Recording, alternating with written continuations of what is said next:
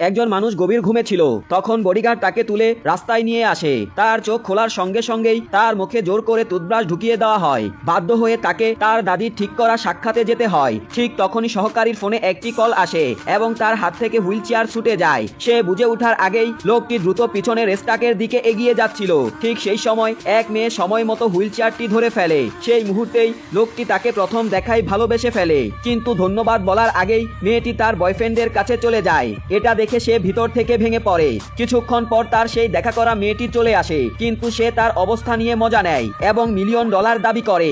এটা শুনে লোকটি খুব রেগে যায় এবং তাকে লুবি ও অহংকারী মেয়ে বলে সেখানেই রেখে চলে যায়। অন্যদিকে সেই মেয়েটি তার বয়ফ্রেন্ডকে বিয়ের জন্য জিজ্ঞেস করছিল, কিন্তু সে স্পষ্টভাবে না করে দিল, কারণ সে আগেই এক ধনী কোটিপতির মেয়েকে বিয়ে করে ফেলেছে। এটা শুনে মেয়েটির মন ভেঙে যায় এবং রাগের মাথায় বয়ফ্রেন্ডের দেওয়া উপহারটি ভেঙে ফেলে। কিছু সময় পর লোকটির আবার সেই দুঃখী মেয়েটির সাথে দেখা হয়। সে এগিয়ে গিয়ে তাকে জিজ্ঞেস করলো কি হয়েছে।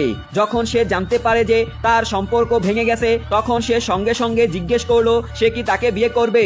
হয়তো তার পুরনো বয়ফ্রেন্ডকে জ্বালানোর জন্যই মেয়েটি সঙ্গে সঙ্গেই হ্যাঁ বলে দেয়। দুজনের বিয়ে হয়ে যায়। বিয়ের পর লোকটি তাকে তার দাদির সঙ্গে দেখা করাতে নিয়ে যায়। তারা যখন বিলাসবহুল বাংলোর এলাকায় পৌঁছায়, তখন লোকটির কাছে একটা ফোন আসে এবং সে মেয়েটিকে সেখানে রেখে কথা বলতে চলে যায়। এই সময় মেয়েটির পুরনো বয়ফ্রেন্ড একটি বাংলো থেকে বেরিয়ে আসে। সে মেয়েটিকে দেখে অবাক হয়ে যায়। সে ভাবে মেয়েটি হয়তো তার পিছু নিচ্ছে, কিন্তু মেয়েটি তার সঙ্গে কথা বলতেও চাচ্ছিল না। ঠিক তখনই বয়ফ্রেন্ডের নতুন গার্লফ্রেন্ড চিৎকার করে বলে যে এমন সাধারণ মেয়ে এই এলাকায় কিভাবে ঢুকলো।